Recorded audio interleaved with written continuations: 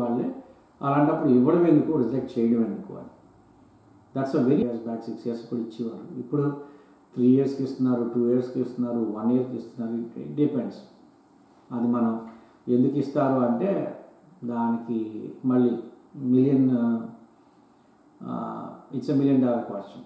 3 years అన్నారు అనుకోండి, కొంతమంది 3 years వీసా ఇస్తాడు. 3 years అంటే అయితే 3 years ప్రాజెక్ట్ ఉన్న ఫస్ట్ ఆఫ్ ఆల్ ఈ 1 to 3 years లేదా 6 లేదని ఒక సర్టిఫికేట్, లేబర్ సర్టిఫికేట్ ఏదో తెస్తారు.